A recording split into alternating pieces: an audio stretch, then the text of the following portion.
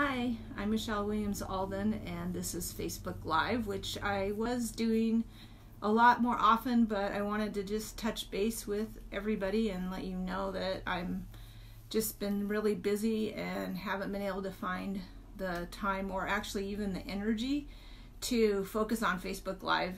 But tonight I just had some space, and so I thought that I would just fill you in on some of the things that are going on.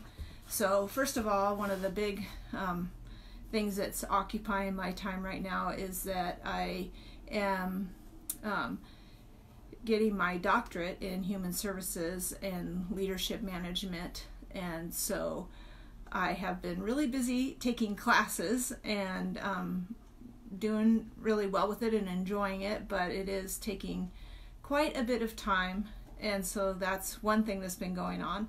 The other thing that's been going on is the Family First program is an intensive in-home program that I've been running for about 6 years, and we have been working to put it together in a format that we could train other counselors and other in-home people to go in the homes and create kind of these special unit teams to do the work that I've been doing with a few of the people that I work with. So it started in the last couple of years of putting the program together and getting all the components, and then in this last 6 months, probably since May, we've been working with a couple of agencies, and it's been creating more things for us to do. And then we're also working with Optum to have some better funding options for this intensive in-home program. So there should be more coming up about that as it kind of unrolls, hopefully, and that is gonna hopefully be, I'm hoping before the first of the year, but we'll keep our fingers crossed.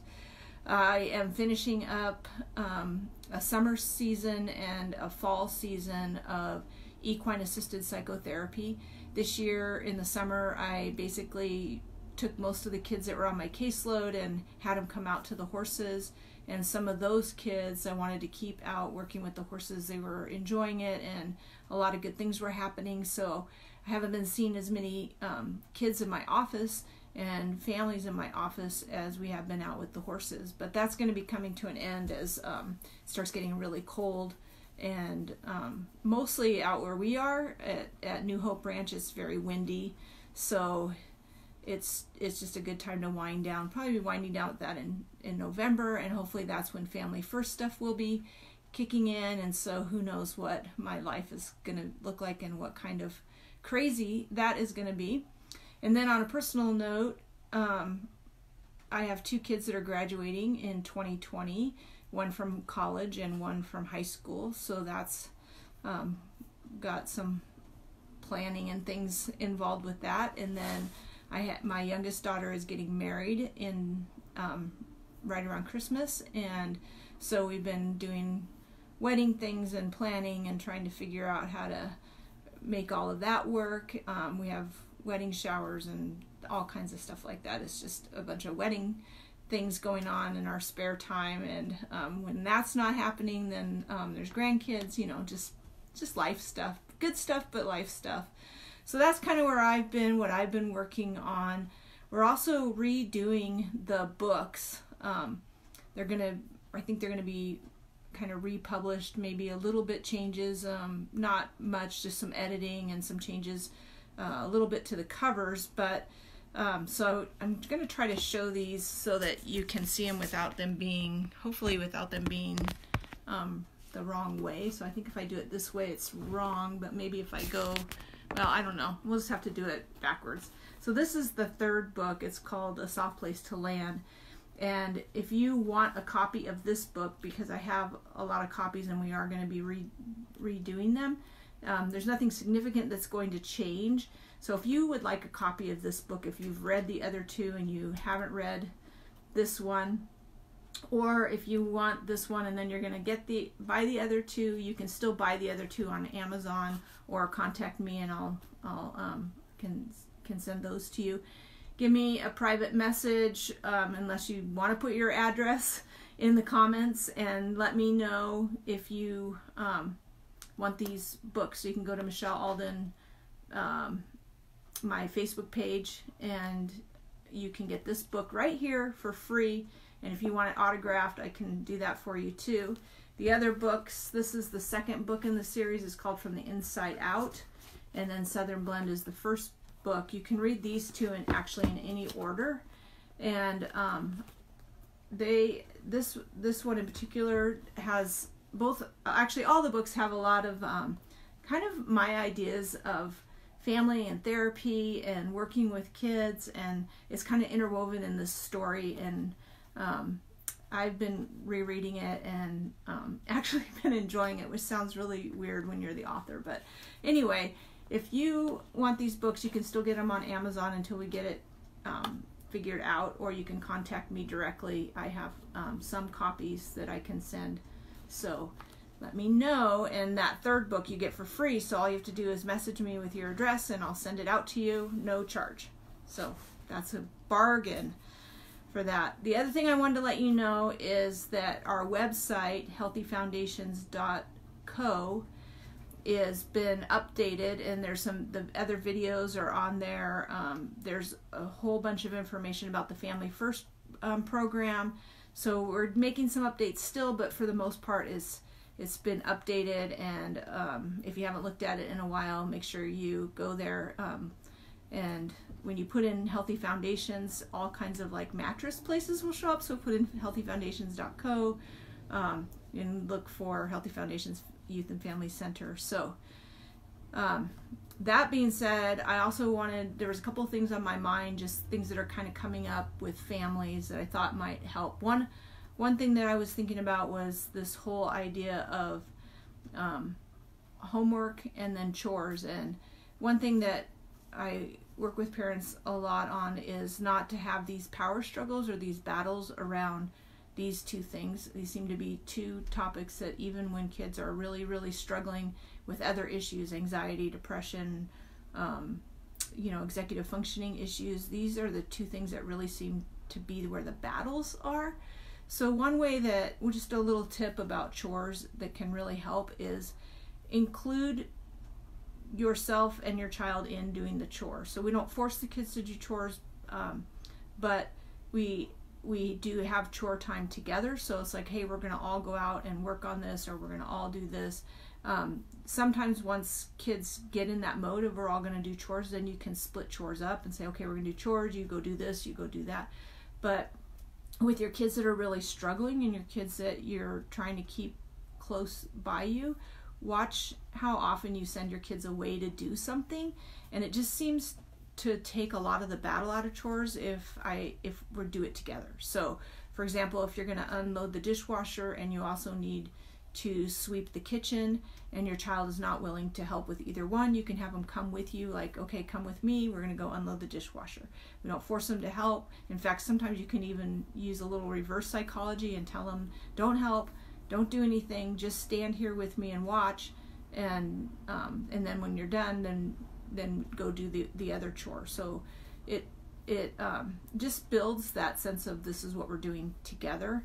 And I found, with older kids too, a lot of times we think that they should just know what to do, or that they should be just willing to jump in and do whatever.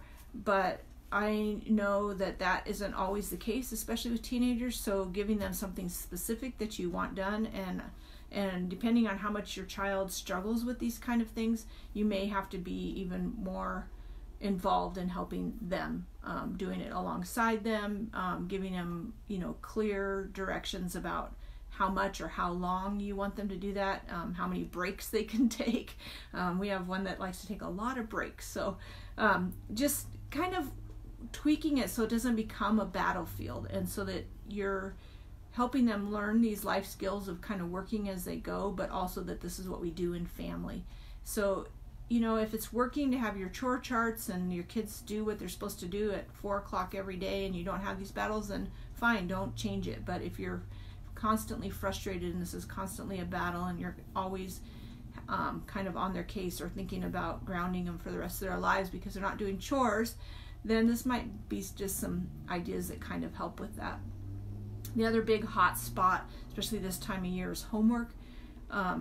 And for my parents that have kids that are on IEPs or 504s or really struggling with homework, I strongly recommend that you make homework happen at school.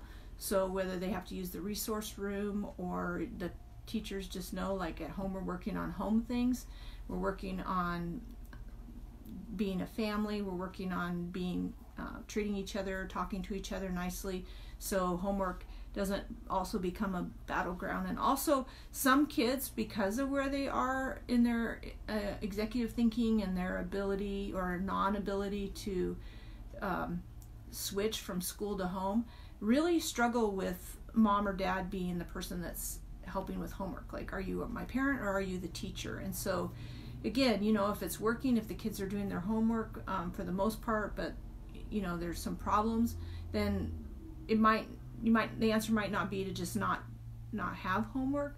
But if you're really having some homework battles every single night, you're spending hours trying to get homework done, then really you need to ask yourself if that's what's really important right now in what you're doing in your family and with your child. And I always think that teachers aren't going to really like me saying that, but a lot of schools have kind of moved away from a lot of the homework issues. I think reading together as a family and playing a board game and doing some other things that are also stretching the brain but also building relationship can be more valuable. And you're just gonna have to work with your teacher on that. We have some kids that will have homework because they're not doing what they're supposed to do in class, and so I think it's just look at where your battles are and try to figure out what else is going on and if that's a battle that you really want to have.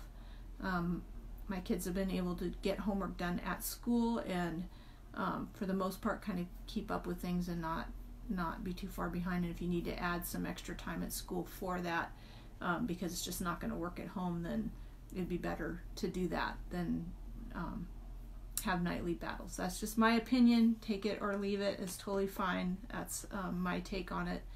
And then lastly, I just wanted to just remind parents that we're going to have Halloween, and once Halloween happens, it seems like in a lot of families it's from sometimes it doesn't start till Thanksgiving, but we start entering into the holidays, and it kind of sometimes the behaviors ramp up. Some kids have especially hard times around the holidays.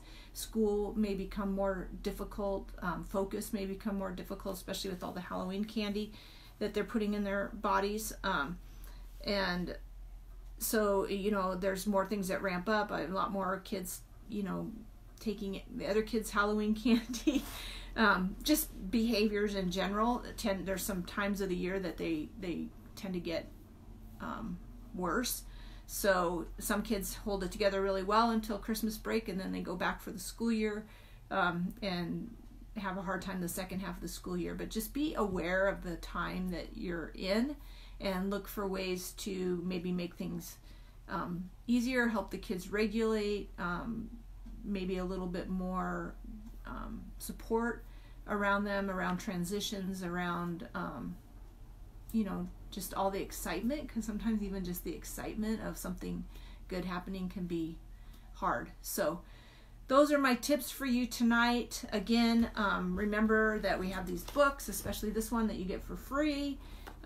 Just gotta message me, except for Scott. He doesn't get one. He's watching. He doesn't get one for free because he already has one, so he doesn't need that. So anyway, we'll talk to you again whenever I get another few minutes, and thanks for watching.